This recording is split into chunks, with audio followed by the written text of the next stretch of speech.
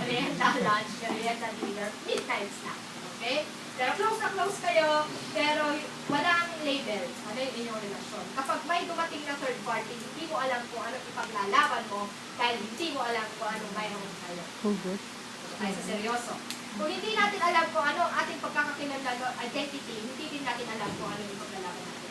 Kasi hindi natin alam kung anong pinakahawakan natin. Ano ba tayo? Diba? Dito ko, binanggit ano yung Philippine Studies.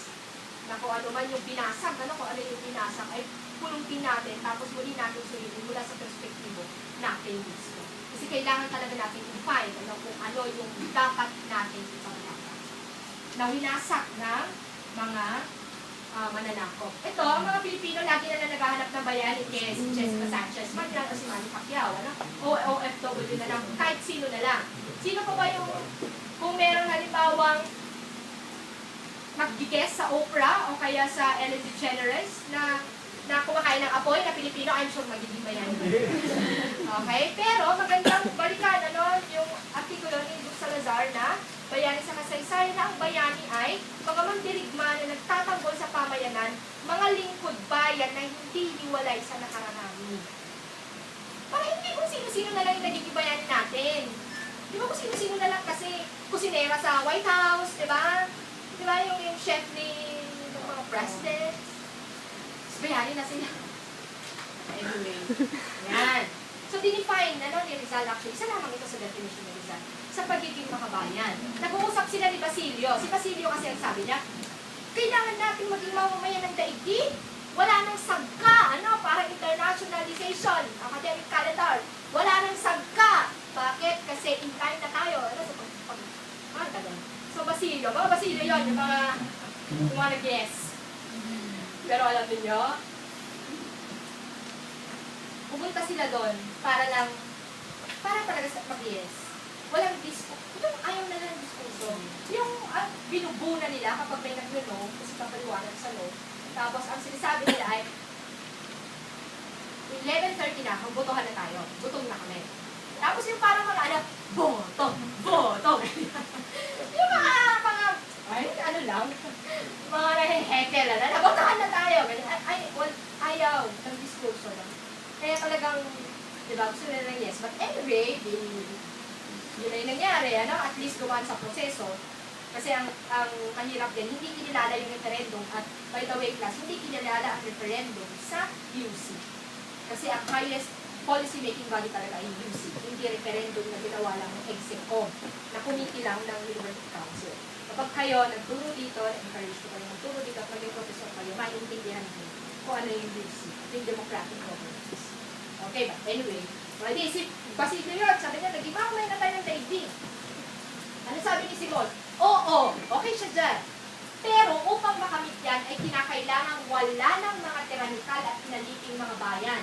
Dapat malayang nakakalakbay ang bawat isa at may paggalang ang bawat isa sa karapatan ng iba sa kanilang pagkakaiba. Upang makamit ito, marami pang dugong ibubuhos, pasulong ang pakikibaka.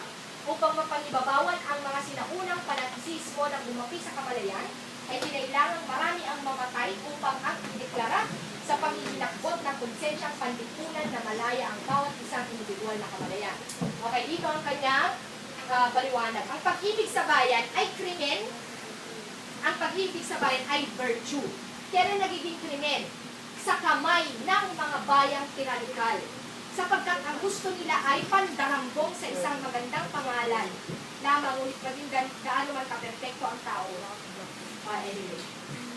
Magiging krimen siya kung mahal mo yung bayan mo kapag ikaw ay nakolonya o para sa mga imperialista na ang pagmamahal kasi sa bayan ay maaring mag-equate dun sa aayawan mo sila. Diba? O kaya pagsusulong ng mga pulisiya na para sa bayan mo na maaaring maging negatibo ang epekto sa kanila, yun yung ayaw nila.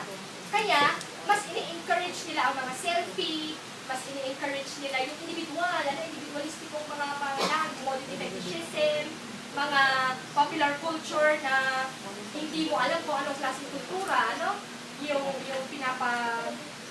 yung dinidevelop, yung mga pastiche, yung mga pluralist na mga point of view. Kahit ano na lang, sige, at democracy, fracsa ba yun? Ang pagiging pluralist, ibig sabihin, walang desisyon na nagaganap. Bakit? Kasi ay desisyon. So, ano desisyon? Hindi wala. Diba? Ini-encourage yan, yung pluralist, na pananaw.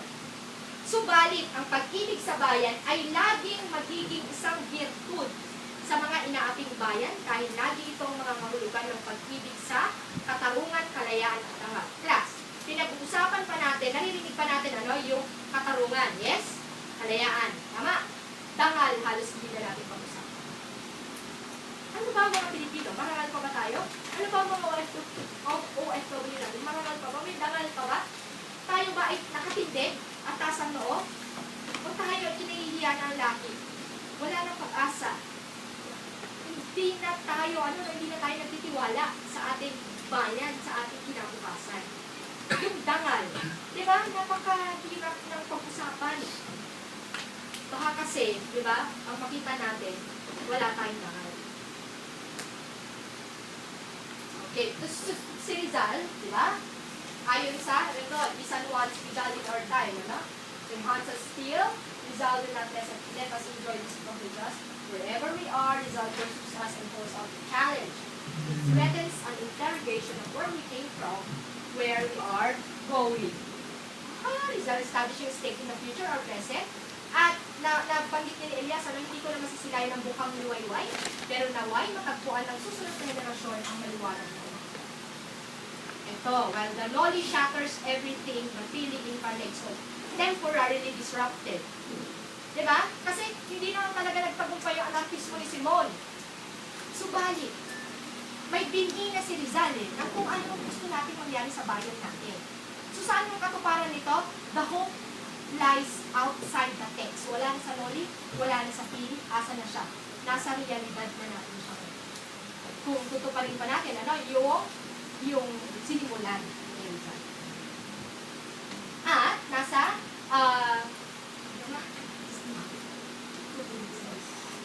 Pilipinas sa loob ng 100 taon, hindi na makasasapat ang panapal ng mga linas upang malutas ang sovereignty, kailangan magsimula sa kaubat-ubatan.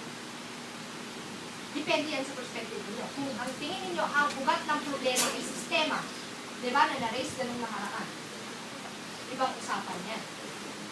Pero, kung ang tingin niyo ang ugat lang ay pwedeng, di ba, makukuha sa parliamentary struggle, edi ganun din ang solusyon ng problema. Hanggang yun lang yung kaya ninyo ibigay sa bayan ninyo. Kung ano yung pagtingin ninyo sa problema. Mag-extend ang 5 minutes lang. Okay? Hindi talaga kaya. Halimbawa, madami nagtatanong, ulit-ulit, ano yung pagtatanong na, bakit kaya ganun sila mga kawang ko? Di ba, ano sila? Ang yaman-yaman na nila, pero bakit hindi pa nila maipamahagi yung kanilang mga lupa?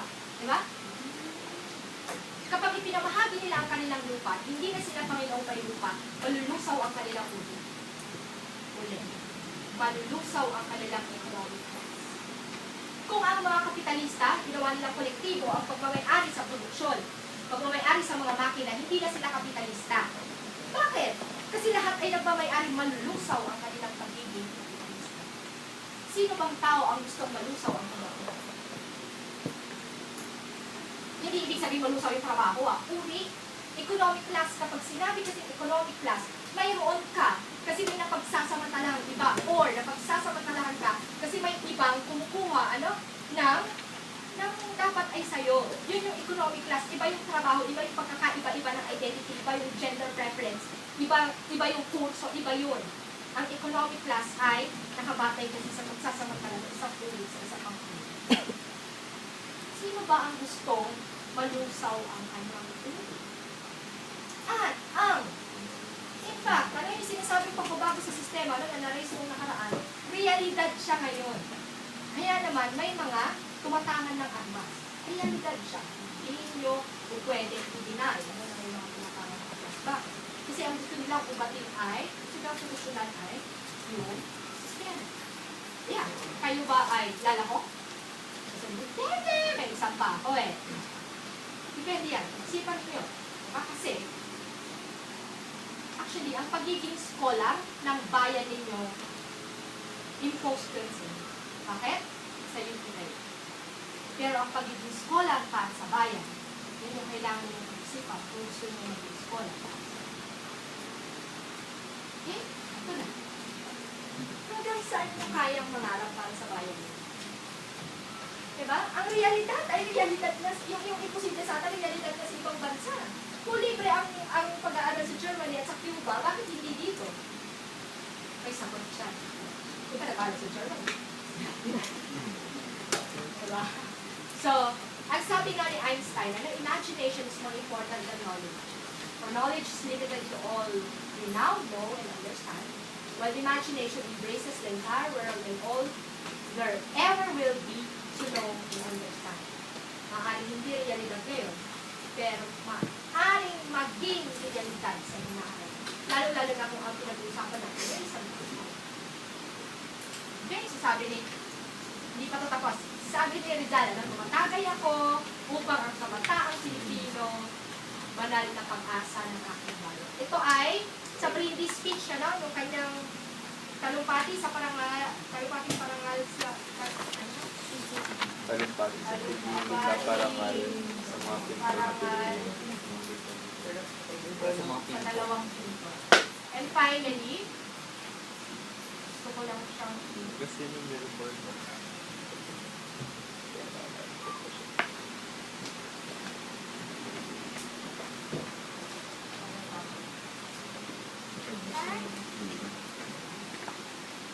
Ano bang ginagawa ko? Ay, yun pala.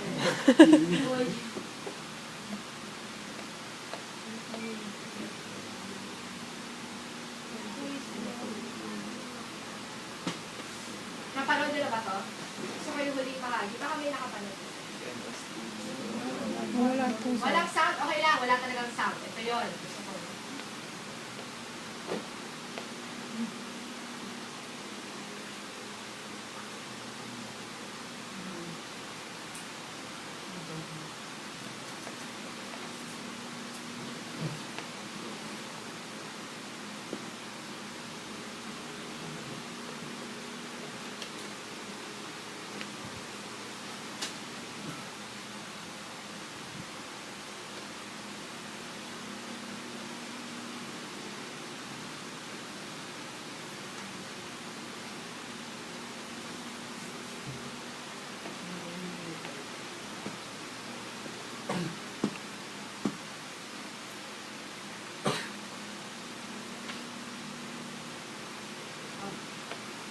Mag-focus, ano? Ang daigdig ay inyo, ang daigdig ay atin. Pero sa huling pagsusuri, ang daigdig ay inyo. Diba? Hanggang saan ba rin yung babuhin ng daigdig? Kasi yung pagbabago, importante yun. Alam niyo yung iba, sabi ni Freire, sa isang issue, sa isang problema, maaaring natatanggap mo yung problemang ito dahil you choose to see things differently. Halimbawa yung mga oppressors. Kapag sinabi nila, ay, mahirap ang Pilipinas. Bakit? Tamad kasi ang mga Pilipino. Iba. They choose to see things differently. Okay? Ay, bakit may mga bilyonaryo? Sasabihin ni Henry C., kasi nagsikap ako. Noong unang panahon, naglako ako. Diba? Gamit ang kariton. Saglit lang. Tapos ngayong mayaman ka na, dahil ngayong bilyonaryo ka na, may nabigyan ka ng karapatan na magsamantala sa mga manggagawa mo. Wala pa pakialam kahit na, di ba? Galing ka sa hirap. Nung ikaw yumaman na, nagsamantala ka sa mga manggagawa mo. Ngayon yung point. Ang problema kasi, ang paliwanag ng mga mayayaman, pinaghirapan ko to. Wala kayong pakialam. O kaya yung mga nag-strike, di ba? Yung mga nag-welga, wala kayong utang na loob. Kayo na nga yung binigyan ng trabaho, mag-welga pa kayo. Pero saglit lang, ano bang uring trabaho yung binigyan nyo sa akin? Diba? So, paano ba ninyo titingnan ang pagbabago? Hanggang saan ninyo kayang mangarap para sa inyong daigdig? Okay? So, may tanong ba? Good luck sa inyong exam. 11:30 to 1 sa classroom at bago kayo lumabas, 10 piso lang po.